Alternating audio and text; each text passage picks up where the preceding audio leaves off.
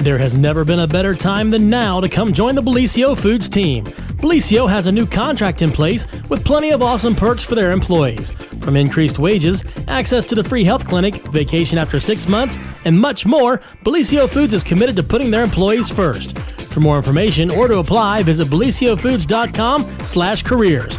Take advantage of these great new employee benefits and join the Bellisio team today.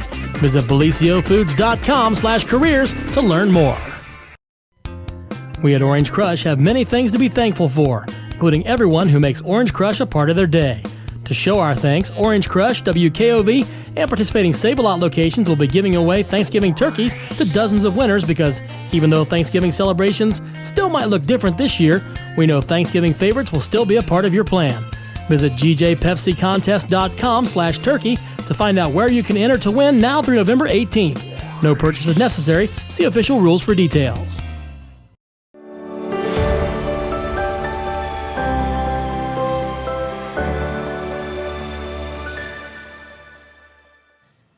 Well, happy Monday, everyone, and welcome to another edition of the morning show right here on Main Street TV, where Pete Wilson's people called my people, and we matched this morning. Oh, how about that? Kinda. Actually, we kind of clash. I'm a little peachy, you're a little pinky. How's that? That's okay. We'll make it work. We will make it work because we have a rose between these two thorns here coming up in just a moment. Right, Pete? We do. We absolutely do. Yeah. But don't forget, Pete's Morning News Update brought to you by Nia Henry, agent for Appalachia Realty. And if you are looking to buy or sell or have any real estate needs, and boy, oh boy, has Nia been listing the houses because I've been paying attention. And man, she's listing like crazy. So there's some really nice houses for sale right now in the area that she has listed. Give her a call, 740-418-4135, and she'll work hard for you. And don't hesitate because they're going. Dude, they're going. They're moving. I'm going to tell you what, there's been a couple of them. I'm like, oh, I know that house. That's super cute. And then the next thing I know, it's like under contract. I'm like, oh, yeah, don't. Okay. Man, they're on fire. Well, the real estate agents died and went to heaven, didn't they? Yes, they did. It's been here the last we should find a new day job, shouldn't we? All right. Well, you can do that on the side. You got time? Sure. Why not? Okay. All right. All right. Well, so what's going on, Pete? A little good bit. Vacation? Had a little good trip. Had a good vacation last week. Went to Gettysburg, Pennsylvania. I like history, so that's a good match there. It is. And my wife, she likes history, and she likes to go with me and so forth. So we had a really good time. It's about a 5.5-hour trip, so not bad by car. Yeah. Easy drive, and in the fall, very nice in Gettysburg. At least it was last week. I'll bet. Yeah, warm during the day, and by the time you get going, the sun's shining and so forth. So really enjoyed ourselves. Did you stand up and give the Gettysburg Address? I saw where somebody else did it. Oh. A long time ago in 1863. Couple years ago. Right. Do you know the Gettysburg Address? Standing on hallowed ground. Well, Bob Irvin made me learn it when I was a junior in high school. I'm not going to sit here and quote it right now for you. I know. I was forced to learn it in the 5th grade, and somehow it's like ingrained in there and won't get out. Right. I mean, I could certainly make room for other things if I would just expel the Gettysburg Address, but for some reason it's still there. Well, what you learned by doing the Gettysburg Address, outside of obviously those hallowed words, were you learned what a score was. It's not just a touchdown, it's 20 years. True. Right. That's true. Right. So that's how Lincoln started off the Gettysburg Address. But later on, we're going to lighten up and we're going to cover the sports. And our good friend Dan Morrow will be here. He will be joining us, and we'll talk Big about D in the football house. and fall sports, because we're in the period where if you're still playing, you're still running, you're still spiking balls, you're doing pretty good. You're in the tournament time. And a lot of our teams and athletes have been involved. And so towards the end of the hour, we will get into that, and we appreciate Dan being here to do that. Absolutely. Always love to have Dan here. Absolutely. But we're going to talk about some other news first, and a note of sadness in the news. Yeah. Since I was here last, we lost one of Jackson County's best and most beloved businessman and persons, and that, if you haven't heard yet, Marvin Payne. Yes. Our own Kentucky Fried Chicken Colonel, the KFC man in Jackson County. The world's best Kentucky Fried Chicken. Right, 87 years old, passed away last Wednesday. He had been ill for the last several weeks or whatever. Heart problems was what what Marvin died of. And I remember there is Marvin right there in the KFC shirt. For the unindoctrinated, Marvin Payne wasn't from Jackson County. I know to the younger folks, he's been around forever, but he was not from Jackson County. He was from Indiana, a little town called Henryville. And I did not know Henryville, that. and this is fate, probably a little bit more than fate or coincidence. Henryville was the home of Harlan Sanders, the Kentucky colonel himself. Okay, that is weird. Right. And now Marvin did not start off being a KFC owner franchisee at all. He started off being, he was grew up on a farm. He was in the Army for a couple years, right out of high school. And then he became a captain, a ship's captain on the Great Lakes. Which that doesn't seem to segue right into being a KFC owner-operator. No, not the Chicken King, no. But he decided to go into business, had another principal with him, and found out that there were 4 KFC restaurants available in Jackson, Wellston, Oak Hill, and Hillsboro. And the other principal involved took the Hillsboro eateries, and Marvin managed and owned the Jackson County eateries in all 3 towns. And that was in 1971 when he came to Jackson. He came here during the Apple Festival, was very impressed with the community spirit and that event, and he decided that he's going to start over, make a new life for himself and his wife in Jackson County. And he continued until 2003, I think it was, with the Jackson and Wellston eateries. Yes. He sold those, but kept the Oak Hill eatery. And remember, at this time, Marvin is 70 years old. But he kept the Oak Hill Eatery all the way till 2019 before selling it, sold it at the age of 85. He stayed involved in the Oak Hill KFC all the way up to the end, along with his daughter Gretchen, I think was involved as well. And even after he retired and had sold the Oak Hill KFC, he stayed active in community affairs. He was one of the best members the Jackson Lions Club ever had, one of the best members the Appalachia Old Car Club ever had. He was on the Board of Aging for the senior citizens. He was on the health board, both of those important jobs at the time of his death. Real good supporter of the Jackson County Fair, was always there buying the chickens or the rabbits, always there. And I was told by some of the people who knew him best that he found ways to help people who needed help, you know, kind of behind the scenes. He gave money and support, jobs, etc. But a very beloved person, whether you were a customer, an employee, another person in the community, a community leader or whatever who had worked with him, or you needed catering or whatever. That's right. The thing that strikes me about Marvin, not only the business success, he was the Entrepreneur of the Year for the Jackson Chamber of Commerce in 2003. It was, I don't think that you're going to find a nicer, kinder, gentler man, more of a gentleman than Marvin Payne. I mean, unfailingly. Such a good dude. If you ran into him in a restaurant or whatever, he would walk up to you, make the small talk or whatever, give that little grin. Just a genuinely nice man. That's and he right. remained that way, whether, you know, he was at his store or out in the community. You got it. So a major loss for the community. They don't make them like Marvin Payne anymore. The calling hours are going to be today, if you had not seen this yet, 4 to 8 p.m. at the Jackson First Church of the Nazarene. That's on Powell Drive. Funeral will be at the church tomorrow at 1 o'clock. And so we had some coverage, including the full obituary in our Saturday paper, but in our Wednesday paper, we got a tribute work in there, kind of tells the story of Marvin Payne there, and comments from some of the people who knew him best. So rest in peace, Marvin Payne. We love you. Absolutely. All right. On a lighter note, what a weekend, what a Saturday for the Marching Oaks Band. So cool. Right. What an honor. Right. The Jackson Band did this several years ago, and I know that it was memories of a lifetime for those band members too. But what the Marching Oaks did, and Bryce Warrens, my gosh, what does that director down there do to make memories for his kids? Man. With appearing in parades, taking trips, special performances. They were in the Buckeye Invitational just a couple weeks ago. That happens during the in Ohio Stadium when the Buckeyes are on the road, but a bunch of high school bands come in and play. You're on hallowed ground there at Ohio Stadium. Well, they were on hallowed ground again on Saturday because they were one of the high school bands. I'm not sure how many get to do it, but it's not many each time. They played as one of the visiting bands at what they call the Skull Session at St. John Arena, which is kind of like a pregame pep rally there. And this was a big game, Ohio State, Penn State. Are you kidding? Under the lights. And Holy moly. So this is a couple hours before the game, but there you see Bryce Werntz directing the Oak Hill Band there on the floor of St. John Arena. I believe you see the best damn band in the land seated there in the middle of the floor. And of course, the head coach, some of the players speak at this session. And then the Oaks got to actually attend, the Marching Oaks actually got to attend the game as well. Oh, that's so I don't know cool. whether that's an automatic, but they got to do it, and they sat right behind the Ohio State University Marching Band. So what a experience. And, of course, we'll be covering that in our Wednesday edition of the Telegram.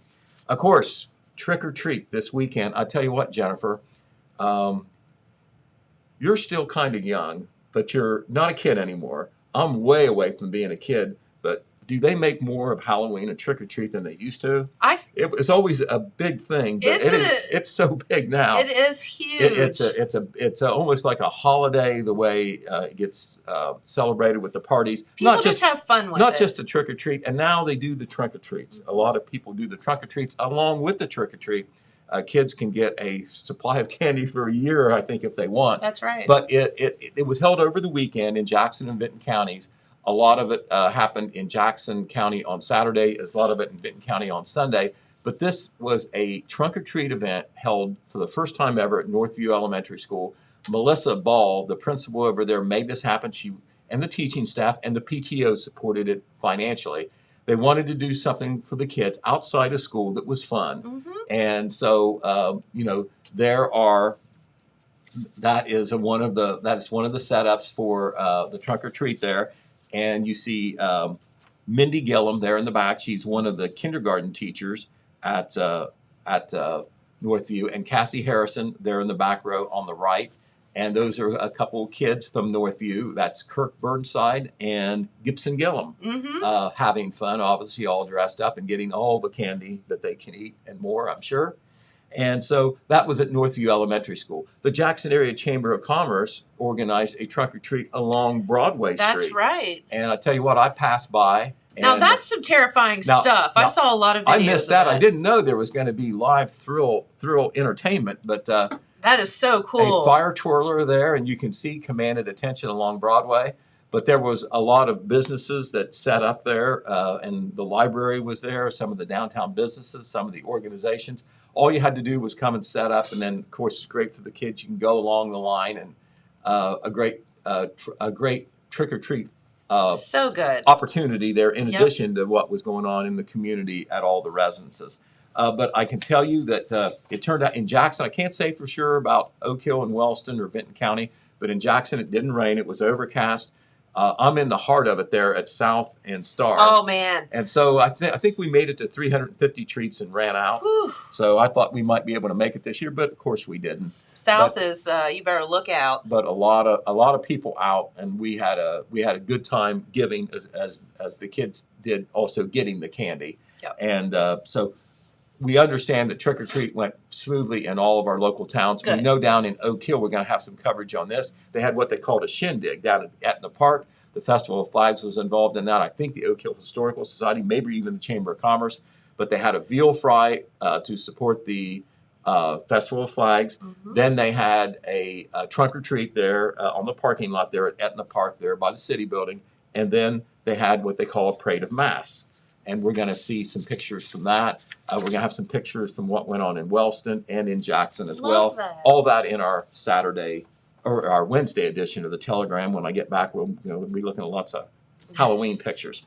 All right. A new restaurant is going to be opening today, Jennifer. Yeah, I heard that. It is Hothead Burritos. Mm-hmm. And there is a picture of the serving line. They did kind of what you call one of those soft openings yesterday. Mm-hmm. It was a private event just to practice.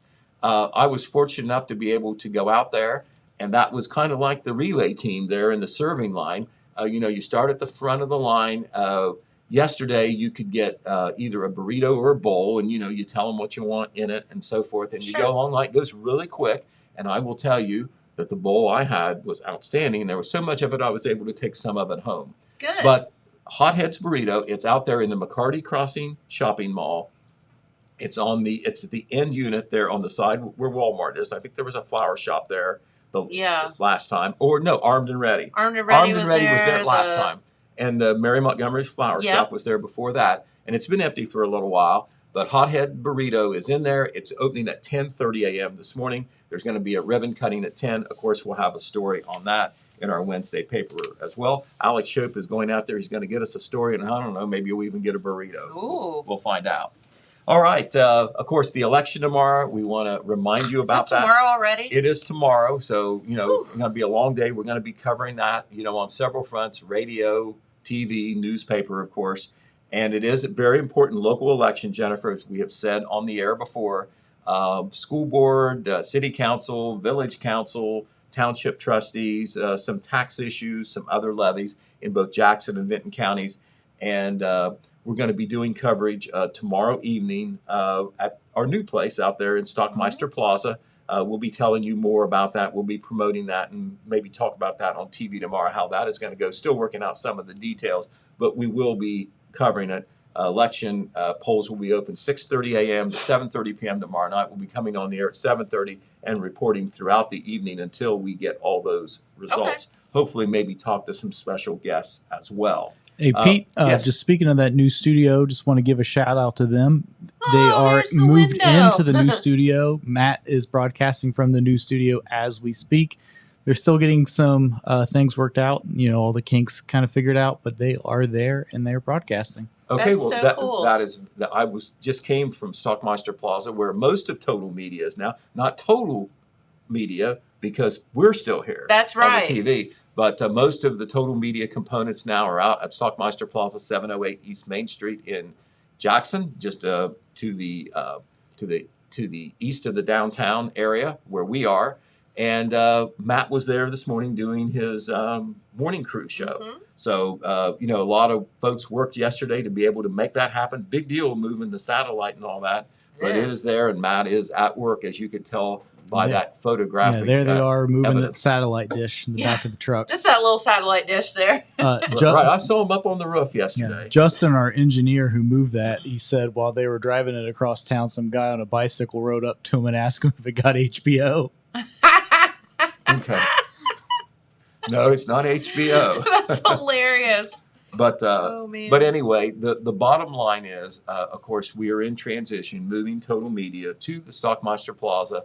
The only folks that aren't there now are us, the TV people. But it'll come. It'll come. We'll get James and Jennifer over there, and I'm kind of splitting my time.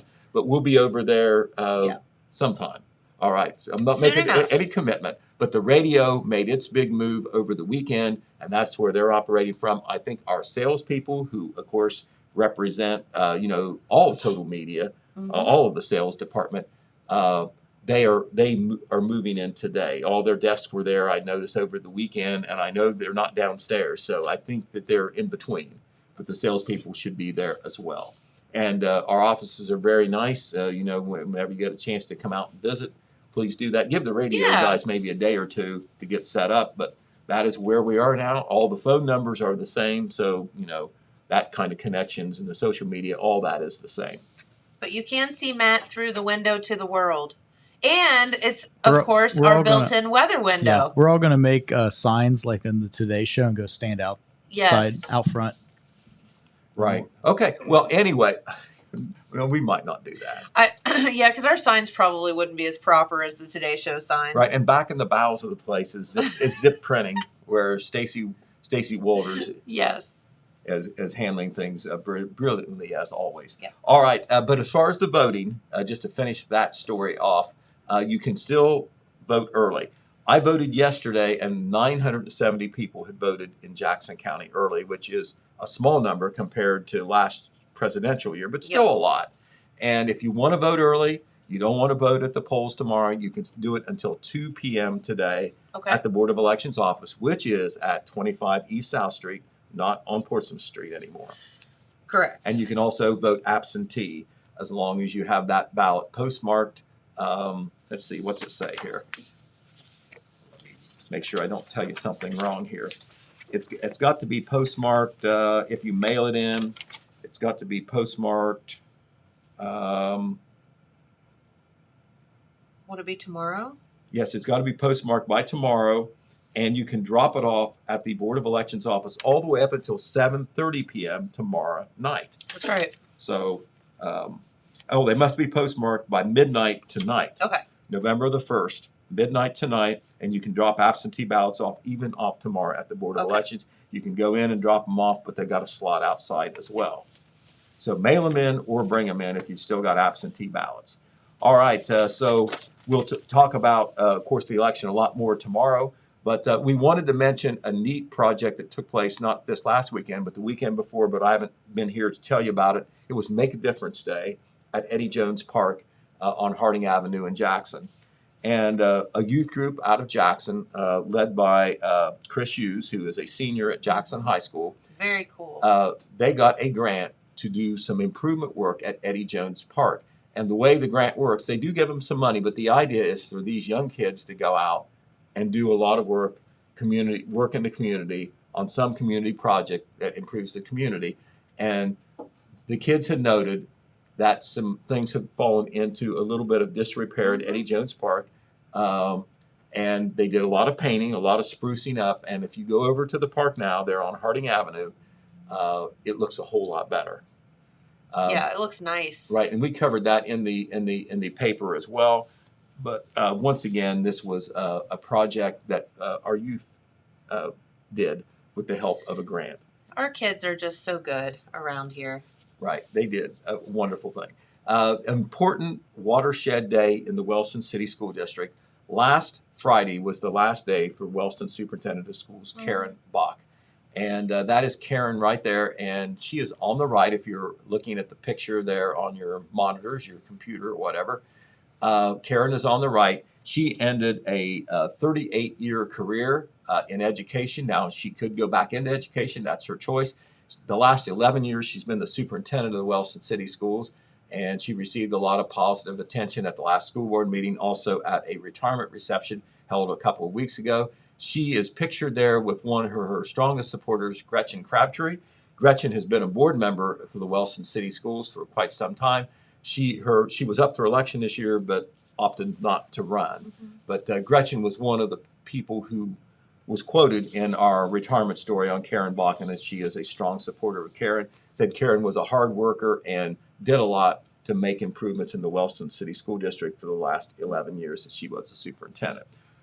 There could be few jobs that would be much harder than that one, being a superintendent of schools. Talk about the responsibility and the pressure and the politics. All right, so what else can we tell you about? Krista Brown, the Jackson County Recorder, wanted folks to know, and we'll tell you because the day isn't over yet. It's just beginning. The Recorder's office is closed today due to a period of technological transition. So they're doing some computer work or whatever in there that they need to be closed. So it will be open tomorrow as usual on Tuesday. Jackson County Recorder's office in the courthouse closed. Also, we want to tell you that the Hamden Volunteer Fire Department will be doing its Election Day project again this year.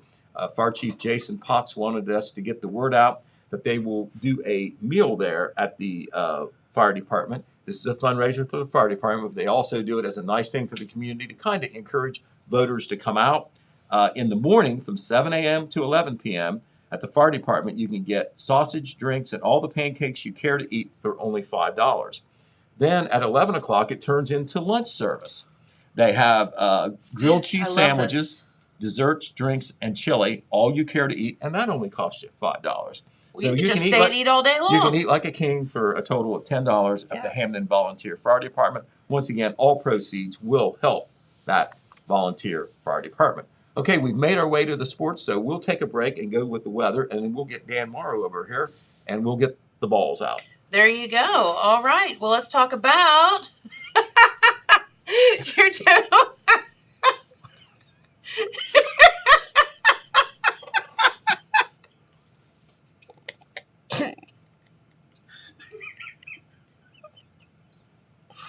I'm sorry.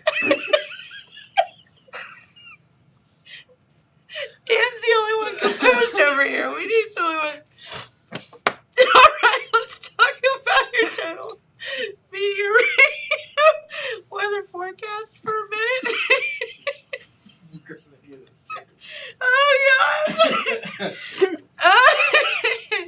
Okay. Get it together, people. Come on over, Dan. I'm sorry you have to. Go over on pizza. But yeah. Oh, he's scared. He said, I don't blame you. Okay, so today is Monday, believe it or not, November 1st, and looking pretty darn good. But those temperatures have dipped down, of course, in the weather forecast. Partly cloudy skies today, highs around 55, lows around 39. For tomorrow, a little bit cooler even, partly cloudy skies on your election day, but no rain in the forecast, which is fantastic. Highs of 50, and look at those lows overnight, though, Tuesday night, and all through the rest of the week. If you have any kind of flowers or plants or anything outside, they need to come in for sure tonight. Lows overnight tomorrow night around 29, and then it looks like kind of high 40s to low 50s the rest of the week. But if you notice on that Thursday, do you see what it looks like? Those are not rain drops coming from the sky. Just saying. But anyway. All right. We're back. We're back. How do I follow that? I don't know. I'm Dan. still on the set. I haven't been jerked off there. I don't know where the language barrier is for this kind of show, but I'm kind of used to this kind of treatment from him. Many years ago, one of our early broadcasts from an Athens high school basketball game Yes. involved us doing the broadcast, Dan Dobbins included, with myself and Pete. And, Pete's doing his stats, and we get some updates from him and everything. And Yes. it was a very physical game, kids going at it really hard, bodies banging around. And we just said, well, Pete, what do you think? And he goes, well, there's certainly a lot of grab ass going on out there. No, you did not. And I tried to temper that over by saying grabas, but we didn't. But we didn't get fired. They've kept us on Hey, through that's all all these right. years. I love it. I think It it's happens, and but very well done, Mr. Wilson. All right. Okay. Well, very good. Now remember what I said. I blame it all on James because he lost it first. Okay, I realized the slip right after it came out. But however, it's all an inference by the people out in the audience, and you guys are just, your minds are in the wrong place. We're just, hey, listen. We are talking about volleyballs. We're talking about footballs. We'll be talking about basketballs later on. We are talking about balls. Well, continue with volleyballs right now. Okay. I Give think us you some need to volleyball stop doubling information. down Yes. on this. Yes, Okay. we must move on. Yes, let's do that. Okay. Well, first of all, okay, you all right, Jennifer? Yeah, I'm good. Okay. All right. Last Friday night, the Jackson Ironmen opened up Yes. playoff action against Whoop, whoop. against Columbus South, and that is a scene from the game, and that is Jackson's tight end Brody Butcher gathering in a pass that went for a touchdown. And just kind of like a side note, Dan can appreciate this. Number 33 is behind or in front of Brody Butcher. That little feller right there. He's not going to catch him. That little guy right there is 290 pounds. And Just he a was little high school He was feller. Columbus South's best player. He made it hard on the Ironmen, but the Ironmen prevailed by a score of 37-0. A very impressive win. That as is the impressive. Ironmen continue their impressive play. I mean, they've been good all season, but through the Frontier Athletic Conference and then into the first week of the playoffs, just playing outstanding football in about all ways they can, offensively, defensively, and special teams. And Dan, of course, who has been with our broadcast team since 1984, former player, former coach. He is our color man and analyst, and he's the guy who can figure out what's going on between, Dan Dobbins and I. Dan does the play-by-play. I do the stats, but Dan can tell you what's going on. Dan, tell us why the Ironmen are playing so well right now. Yeah, exactly. Well, talent. Mm-hmm. How about talent? Hard work, excellent coaching staff. We've talked about that. I was on not too long ago, it seems like, and that basically was just kind of talking about the tenure that Pete, Dan, and I have had together, and that was a lot of fun. But one of the things we've talked about is this coaching staff has just been outstanding, and it naturally starts at the top with Coach Andy Hall. his 13th year at Jackson. No other football coach has ever lasted anywhere near that long. I don't know how he's kept his sanity. It is a hard job. It's a very hard It's job. a very hard job. I don't know. People would not. The pressure. They wouldn't understand what is involved when you're at the football head coach at Jackson, whether it's Pee Wee football, 7th and 8th grade football, freshman team, JV team, varsity team. Any complaint comes to the head coach. It's just the way it is. You've got an awful lot of great coaches working under you, and when they do a good job, you normally do a good job. And he's been blessed with kids that work hard, with very talented kids. This football team is very talented. They were disappointed last year in the shortened COVID year. It didn't end the way they wanted it to. They lost to Chillicothe in overtime, so they lose a Frontier Athletic Conference championship. They lose 14-12 to Tri-Valley in the playoff game.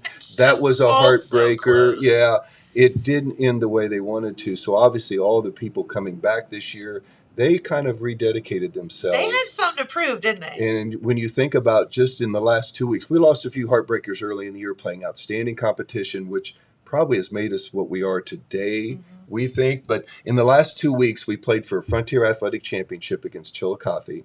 Very big game, and we come out with a huge win and shut Chillicothe out, a shutout in that game. We are Frontier Athletic champions. We joked with Coach Hall, you get to enjoy this for about 24 hours. Correct. Because the playoffs start and the coaches get to work Saturday. The players come back Monday. They've got to get focused and be ready for playoff games. We're taking on Columbus South, a team from the Columbus City League. A lot of history there and a lot of great players. We didn't really touch on that in the broadcast. Famous players. Frank Howard, now we're dating ourselves, but this is a great baseball player, went to Columbus South. Really? And I think Hall of Fame. If not, he was always on the cusp of it, but he great player. Great player at Ohio State. Yes. Played for a number of teams. Washington in the Senators. The Washington Senators. He's a big guy, 6'7", 250 pounds, and he could good basketball he could player hit him. too. He could hit him often, and he could hit him far. But those kind of names. But then the Eastmore, we even talk a little more so. They've got a little more heritage than Columbus South did with great players that came out of it. We'll get there here in a minute. But we take on Columbus South, a team that comes in 7-3. They were, I think, second place in the interleague because we're going to play the top team this Friday night on there in Eastmore. But this is a team that had scored 454 points in 10 games. That means they score 45 points per game. They had scored 70 plus one time, 60 plus 4 times, and 55 in another game. So that's terrifying. That's an amazing amount. And they'd also had 4 shutouts on their defensive side.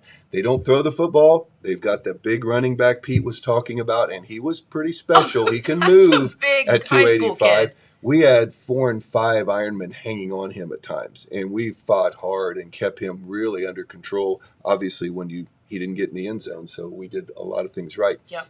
But this football team is very unique, Pete, and you are the stat man. We can do things that a lot of high school teams and a lot of teams in the history of Jackson Ironmen can't do. We throw the football with a lot of proficiency. We think we have the team now has probably thrown more touchdown passes than any team in Jackson history. And if you start with that, it would start with Jacob Winters. He's our quarterback. Evan Spires, we'll mention the young man, one of our favorite people, one of my favorite players I've ever broadcast for, got hurt earlier in the season. He was playing quarterback also and doing a fabulous job, but he is out for the rest of the year. Jacob has taken over. They were sharing the position. Now it's all Jacob's. He has thrown 20 touchdown passes this year in his tenure. Plus, Evan threw 6 himself. That's 26 touchdown passes. So without having total records and going back all those years, we're pretty 99% sure that's the most touchdown passes ever thrown by a Jackson Ironmen football team. We've got a handful of kids that can catch them. Mm-hmm. We've got some excellent athletes out there. We got 5 or 6 real threats to catch the football.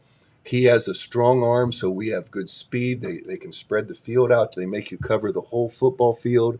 It is really fun to watch. And if you haven't been coming to the games, hopefully you're watching them on TV, and I hope you can appreciate the ability that we have to throw the football, but it has truly opened it up. And so just in last game, the game against Columbus South, 37-0 us, we throw the ball for right at 200 yards. I think Pete has for 199 and 4 touchdowns. Columbus South threw the ball for 0 yards and no touchdowns, obviously. Wow. That's too big of a difference. You can't overcome that. No. And that was really the difference in the game, was our ability to open up offensively a little better than South could do. They want to run it down your throat. We stood in there strong enough and didn't let them do it, and the game was ours. Well, I can tell you, when you got a high school kid that's 290 pounds, or 5 pounds, or whatever he is, Yeah, he's you and pretty he was much do special. whatever And you the thing want I to. liked about him, and we'll zero on him, because he and their quarterback were probably their 2 best athletes. We really did a good job of keeping their quarterback. They like to run a quarterback sweep continually, but this big young man is a good football player running the ball. He's probably a better linebacker. He probably Sure. made most of their big stops, and when they were hard hits. So he's And working very both impressive. sides. He's a good player. Okay. They don't have the numbers we do. It's a little different program. They maybe had 30 kids dressed. Where is Columbus South? South Columbus, I know, but I'm That's- trying to think of Not sure where. what road I'm that is not Where- on. yeah, sure. where they I would- don't think it's very far off High Street. Okay. Yeah, it's Obviously in that coming area. up into town. And so, and I think it's one of the things that. How about a shout out to our Sideliners Club, our Mothers Club? Heck Our yeah. kids are really treated well. Yeah. I think our kids, and I don't know how to say this properly, but our kids have some advantages that they maybe didn't have at Columbus South. Mhm. We are fed. Our kids eat well. Yes. The Mothers Club feeds them every Thursday night in the commons area at the high school. I've seen that a number of times. It's a great meal. Yes. You know, that's guaranteed. They're going to get something to eat before the game. They get something to eat after the game. It's an amazing thing that they get to be a part of. And we, our support groups here in Jackson, it's one of the big reasons we have some success. I see it in basketball, so we really have the Round Ball Club does it, but Football Mothers Club. And I feel kind of bad for them Friday night, because for whatever reason, bad weather, we can talk about the ticket issues, these kind of things. Columbus South had about 30 to 35 people on the visitor side. That's it? So that had to make it tough for the Mothers Club concession, which is over there. I think they have some faithful people that come across and utilize them, but the band is on this side, and that's always a hopping concession stand. There is a lot of stuff going on there. But the Mothers Club got shorted a little bit with not much on the visiting stands there. But that's here nor there. That's the way it is. I think Eastmore will probably bring a few more people this week, but we're pretty special. I mean, we pull up and we have so many kids participating. All our lower levels were successful this year. It's a program that just keeps feeding itself. Pete says, why are we so good? Now, the kids Because it starts in Pee Wee, and it starts there, with and good they've worked hard. coaching They've had and- good coaching all the way through, and these kids want to be successful. And we've set the bar kind of high. Yep. Last year's team had a very good football team, had a great early part of the year, and didn't end the way they wanted to. And so there was pressure on this group. And we talk about throwing the ball. We talk about the kids receiving it. We've got an offensive line that has gotten better this year. They're mainly juniors. There's a senior in there at the center position, Caleb McGraw, doing a great job. And everybody else is a junior, so they are young. They've got another year coming back. I mean, we've got a kind of an underclassman backfield right now. It's exciting, and That is. football's not going to go away here at Jackson for quite a while. And You're right. And then home field advantage again this week. yes, which was unique this year. The Ohio High School Athletic Association, boo, we were kind of mad at them about the ticket situation right now. This ticket situation we could do a whole show about. But Right, We're but- just going to, it is what it is. So. What they've done is they let 16 teams into the playoff this year instead of 8. Normally it was 8. The year before, they let everybody in that wanted to play just because of the COVID season. Sure. That was a mess in itself. But this year, 16 teams got in, so you got a 16-team tournament bracket going like you would. The Sweet 16, Yes, the like number basketball. 1 rated team plays the 16th team, and so on. We earned the number 2 spot in our region, Division 3, Region 11. We were the number 2 seed. We got to play the number 15 seed, which was Columbus South. And so we get a home game there, but because they took to 16 teams, the higher seeded team can get up to 2 home games this year. So we will be back at Alumni Stadium this Friday night with a big playoff game coming up against Eastmore, who is the 7th seed, and a very good football team and a very good program and historical. They had a guy, by the way, that was named Archie Griffin played there once. Oh. Archie Griffin. I feel Yes, like, have wait. anybody ever heard of him? I mean, Eastmore tradition. Sounds familiar. They talk about, thing I read it online. It's hard to find a lot of stats on them yet, but how about historical? They had 3 Griffins play there. Archie and Ray. We remember Ray Griffin was a great secondary player for the Ohio State Buckeyes. Archie just happened to win 2 Heisman trophies, the only person in the history of mankind to do that. They have both played in the pros, but so did Keith Griffin. He was a cousin, and he played at Ohio State and went into the pros. They all 3 had small pro careers. So that's, Eastmore has traditions. Just they little have stuff history. like that. Yes. They've won that City League many times, and they won it this year. They were 5-0 within their league. So it's going to be a fun matchup. And did I ramble on quite a bit there? I think, that was one question. No, but you answered. The only thing, we better say something about Jake Taylor's defense, too. Well, Jake Taylor, who is the defensive coordinator. Oh, there's Archie. Oh, my. Okay. That's an oldie but goodie. Wow, Thanks, that was James. quick to get up there. Where did he pull that one from? That's outstanding.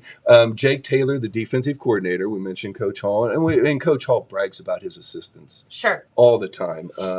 They're a great group, and since I just happen to have the notepad here, it's his dad is also working with the offensive line quite a bit this year. We lost a great coach last year in Doug Wooten. He became an administrator. He's the assistant principal, wonderful guy, but played at Ohio University, a super guy, and was a great offensive line coach for us for many, many years. Thought that was going to be a huge loss. Well, boy, they've picked it up. The staff's picked it up, and Doug would be the first to tell you they're doing a fabulous job. But Coach Larry Hall, that's Andy's dad. Yep. And that's so special that he That's is cool. involved there, and he's been involved from day one, this 13 years of having Coach Andy Hall here. Jake Taylor, our defensive coordinator, been there from the start. Travis Huff, I've watched him grow up in this position on there. Adam Jones, and what he'll say, and then there's also Tyler Jeffers. These guys all played at Jackson, and they are Jackson diehard football guys. They love it, and that makes it special. Curtis Lindner is a tremendous addition, and Jeffrey Allen, couple from the outside. Chris Wallace on the junior high level with Kendall Neal. There's an ex-player there again. Marty Glassburn and Marcus Boggs, and another ex-player. Yep. These guys are Jackson inside and out. The coaching staff's outstanding. But Jake Taylor, 2 shutouts in a row, one for an FAC championship game and one for a playoff game.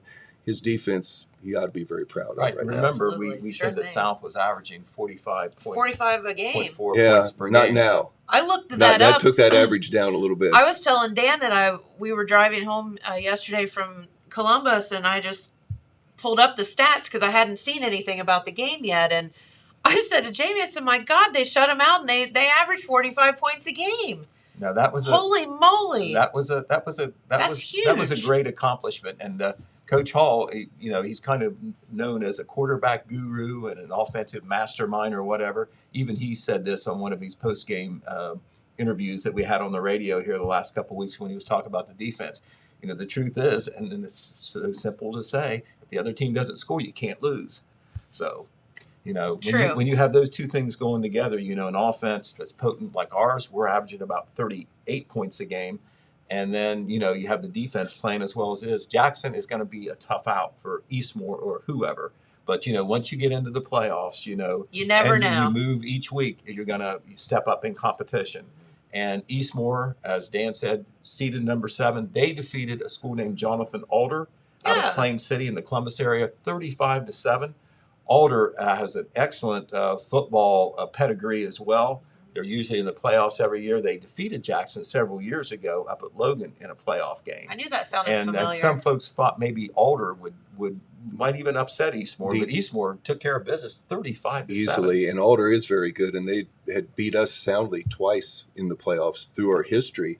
And just a little local note there, that Mark Finnick, an administrator there, Mark Finnick from the Ron Finnick family, Ron and Sharon Finnick, their son.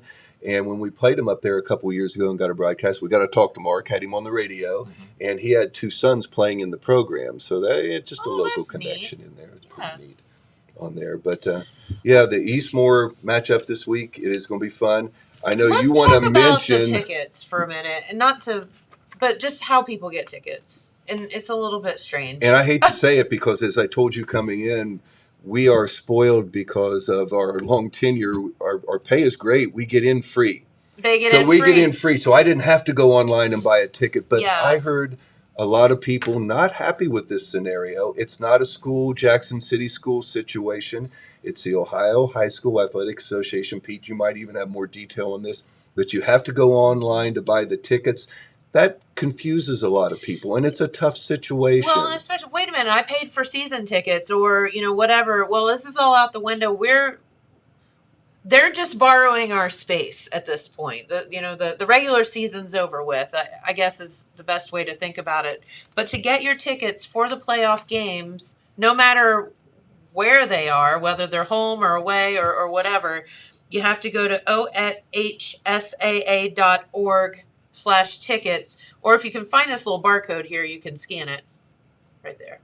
Right. And, a lot of folks. But you do have to buy tickets. Right. A lot of folks would rather, and they're $10. would rather do it, in line or locally. They'd rather be handed a paper ticket. Correct.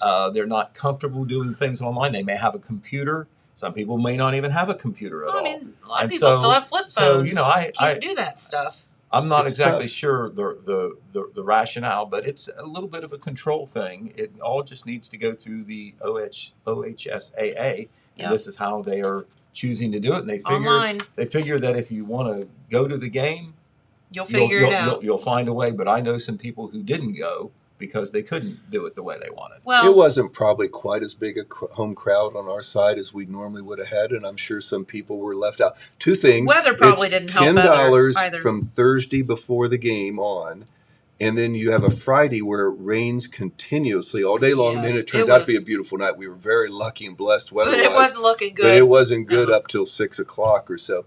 But then it becomes $12. So here it is pouring down rain at 4 o'clock on Friday afternoon, and you're making a decision. Do I want to throw $12 out there and try to Mhm. go to the game, or I can listen to it or even watch it? Yep. That opportunity raised itself. So they're going to probably, if this is any way they're happy with, this will probably be from now on Yeah. the way it'll be for playoff games, maybe in basketball tournament also. But I think they lost some people coming to the games. I think they did, and honestly, whatever. They can do whatever they want to do. They're the governing, They're in body. charge. But I do take umbrage with the fact that there are no student discounts. Yes. I don't like that, but Coach Who are we Hall to say? talked about in his post that's game. bothersome. Some way he wants to find a way to get more kids to the game Yeah. and get more fans to the game easier. Now, it's going to cost $10, but some way to this football team deserves it, and plus the entertainment value of this football team. Yeah. They're fun to watch, and they're a great group of kids. If you're lucky enough to know some of these kids, and most of the people in the community probably know somebody that's on this football team. Good kids. They've worked hard. They've got themselves to a special spot. They're 9-2 right now and want to move on. We have never won a regional championship. That's 3 more wins away. 3 wins. But no Jackson team has ever done that. We've been to the regional championship game twice, but we've never got that regional championship Okay. opportunity. So that's out in front of this team, but you got to take care of business Friday night before you start can't worrying overlook about. those. That's when you get yourself into trouble. Absolutely. Right, and the games they would continue to be at 7 p.m. on Friday night all the way until the state tournament if Jackson is fortunate enough to get there. Okay. But Jackson has lost in the regional finals when Jim Reynolds coached to Columbus DeSales. And then they lost several years ago when Coach Hall was coaching, I believe it was Zanesville, in that regional final. But when you get there, you're talking about, Oh, man. 16 teams being left in the whole state of Ohio. Well, when you think about it, in those 2 games right before that, some of the funnest games we've ever broadcast in our career. That's been a long time. Couple years. Right before that DeSales game, we got beat with Coach Jim Reynolds. That was the 7-3 win down at Portsmouth Spartan Stadium against Hillsborough, who was undefeated that year. One of the most spectacular games, a freezing night. And you talk about hard hitting. You remember the game, Pete. It was a brutal game, and our Jackson team came out with a win there, earned us to a regional championship to play DeSales, where we were up 7-0 at halftime. Jay Blankenship picked up a fumble and ran a touchdown in and had us a lead against a team that ended up being runner-up in the whole state of Ohio that year. So that was fun. And then the other game when we say we did lose to Zanesville, and that was over at Athens High School. But the week before at Chillicothe, we had beat Bishop Watterson 14-0. We had shut them out. That's a huge win. Yep. Anytime you beat one of the Catholic schools up in Columbus, it's a huge win. But I think our number one exciting win was in 2004, Pete. We were down in Cincinnati, and we were the number 8 seed, and we took on the number 1 seed in Cincinnati Withrow and came away with a 36-34 victory. That was a special one. Coach Randy Layton was the head coach then, and that was special, wasn't it? It was very exciting. Went down to the very end. Both teams scored a lot of points, obviously, in a game like that. And it was a great setting for the game. You could see the skyline of Cincinnati right there. That's awesome. That was pretty neat. It was very nice. Very talented team, Cincinnati Withrow. Pete, I, and a gentleman by the name of Dan Dobbins, Dan, and Pete, have had the luxury of broadcasting every playoff game in the history of Jackson football. It started back in, like we said, 1996. We had already been doing this for a while by then, but that's when the playoffs got started. It's when Jackson finally made the playoffs in their history. A lot of teams are just now, the last 2 years, a lot of teams got in because everybody had an opportunity last year, 16. But before that, it was 8 teams, and before that, it was only 4. It was so hard to get into the playoffs. Absolutely. But we've done them all. The Ironmen have played now in 24 playoff games. We've got to broadcast every one of them. We are 9-15, and you think, oh, that record's not that special. Well, you got to figure this. Unless you win the state championship, you lose. Yeah. You lose somewhere along the line. So all 15 of this is our 16th time into the playoffs as a high school. So the 15 previous times we did finally end up having to lose a game. But 9 wins, in Southeast Ohio, there's not a lot of schools that can brag about more than 9 wins. And another tip of the cap to Coach Andy Hall, he has 6 of those 9 wins. He's 6-8 in his tenure here. So way to go. It's been a special run, and it's been a thrill. And as fun as it is, a league championship and some of those kind of games, but these playoff games, they're very special nights, and they're fun to be a part of it and watch the kids compete. They sure are. All right. Well, I tell you what, we'll run over some other sports really quickly, and Dan knows about some of this too because he's a big fan. Some with balls, some with not. Now, don't start that. You are ornery. I'll dredge up some horse queen pictures. If you keep talking, girl. Remember, I still owe you. I know, the handwriting thing. Yeah, well, you've been on the oblong one. Go to the round ones. Oh, okay. Hey, listen. He will admit that nobody can read your handwriting. I wanted proof because we talked about this last time, the yellow tablet, and that's my notes. I'm as bad as he. Not as bad. No, he's not. I'm not as bad. I'm not as bad. He's not. I'm not going to say that. But the yellow tablet man is. As long as you can read it, that's all that matters. Yes. But it does crack me up. 70% of the time I can read it, so there's no problem. All right, but there were Pete. Before we go on, yes, sir. This isn't a horse queen picture, but it's not bad. Oh my gosh! Oh my, James, I thought we were friends. Oh wow, that's baby Jen. I remember that little girl growing up in the backyard. Yes. A couple years ago. Yeah, a couple years ago. Thank you. Mm-hmm. Yeah, that was a few years ago. Yes. Wow. Okay. All right. Okay. You have a horsey look there, no doubt about it. There's a lot of hair going on. But there was a lot of other sports this weekend as well. We talk about Ironmen football for good reason, obviously, as they continue their season. But 2 other teams, local teams, played in the playoffs this weekend. Unfortunately, they have exited the playoffs as a result of losses. Yep. The Benton County Vikings went up to Meadowbrook High School, which is in Guernsey County. That's way up there. You can't get there from Eastern here. Ohio. It's a long way. Yeah. Red Thompson. Red found it. He made it there. Way to go, Red. But anyway, he saw a heck of a ball game. But unfortunately, Byesville Meadowbrook got ahead a lot early and then held off Benton County. The score was 64-34.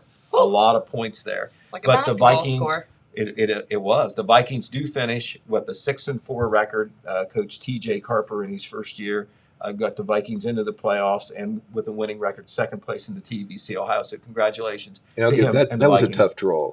Meadowbrook's a state power year in, year out. And so the Vikings, boy, they're going in the right direction. Right. No question about it. The Oaks played Meadowbrook, I believe, was it last year or the year before, and Meadowbrook won handily. And so it's a tough team to play, tough place to play. Then also there's I believe that's Zane Carr running the ball for Benton County, and he had over 200 yards against Meadowbrook. So congratulations to him. He had a memorable game even in the loss. Then the Wellston Golden Rockets finished their season. They had to go down to Ironton, though. And, we talked about Jackson being the number 1 seed or number 2 seed. Well, Ironton was the number 1 seed. You couldn't play a tougher team in that region than what Right. Wellston did. And that was in Division 5, Region 19. Speaking of a bad draw. And Ironton got off to a big lead early and ended up winning 49-6. And so the Rockets finished the season. They were 5-5 in third place in the TVC Ohio, so they finished 5-6 overall. So still a lot of good things happened for Coach Mike Smith and the Rockets this year. But unfortunately, they played a team that's been to the state tournament the last couple years, and I think that they are planning on going back again. So we'll see what happens. All right, in some other sports, speaking of, the Vikings will go to the ladies' side. Yeah, Those Vinton County Lady Vikings, unfortunately, finally lost in the district tournament to the Sheridan Lady Generals.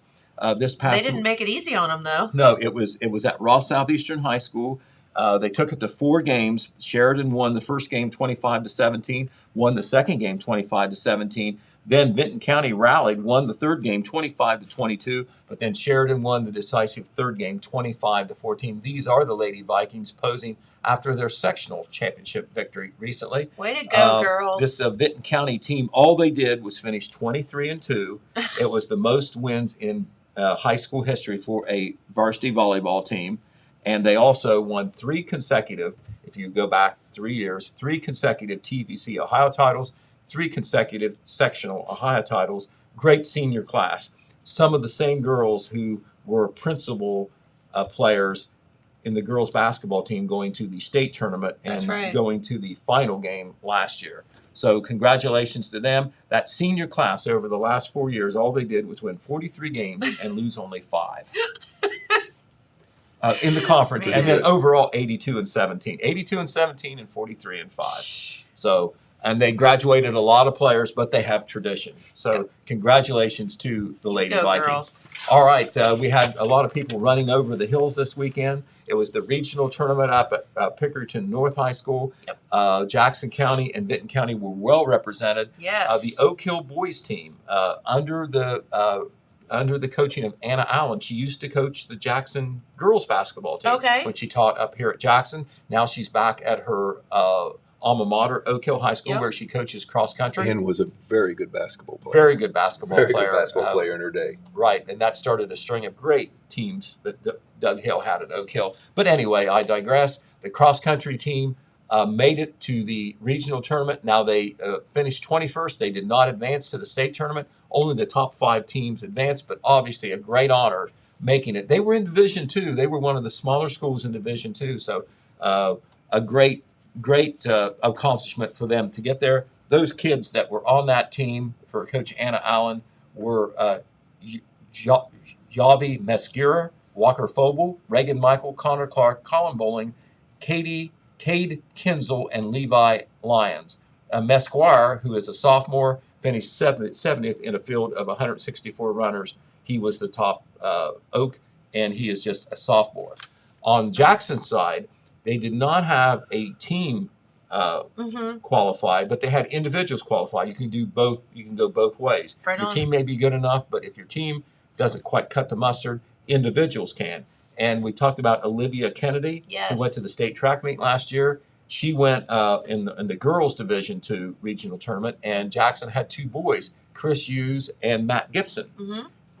And they all did well, but they did not quite qualify for the state meet, which is next week, I believe, at Hebron, Ohio. And Olivia was the closest. She finished 35th in a field of 100 and some, 162 or something like that. 164. 164. Wow. 35 out of 164. And now get this. To go to the state, you have to be in the top 32.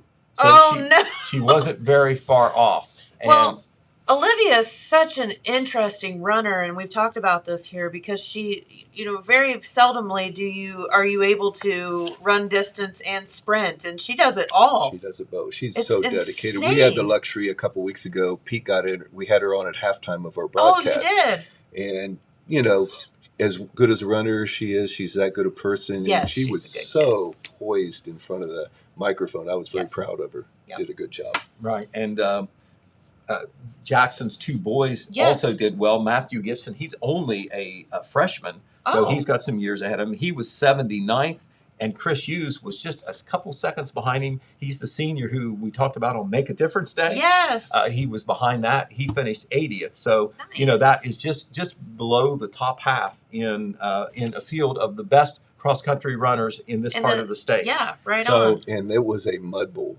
Oh, It was looked like a miserable. mess. Yeah.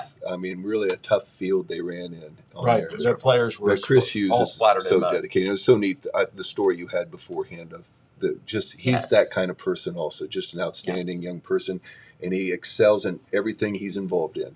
He's just Pretty that cool. way. We have Right. some good kids in this area. Yes, we do. Right. Yes, And we do. kind of a local family connection too. Chris's dad is Doug Hughes. Yep. He's a big Jackson fan, and of course is very much backs his son and his son's teams. And Yeah. he's online on Southeastern Ohio Preps. He's kind of the unofficial poster for Jackson athletic information. Well, Doug teaches and coaches all the way down at White Oak High School, which is in Highland County. You got to drive over an hour to get there. Wow. Down State Route 32, more than halfway to Cincinnati, I'm guessing. Mhm. But anyway, he is the cross-country coach there. He's been there for a number of years, and this year his team is going to the state tournament in Division III. Nice. Very proud of that. A great He was accomplishment. District Coach of the Year too. District Coach of the Year, Yeah, and last outstanding. year had a great season as well. Was Coach of the Year, but this team, the ultimate, of course, is to take That's your team to the amazing. state tournament.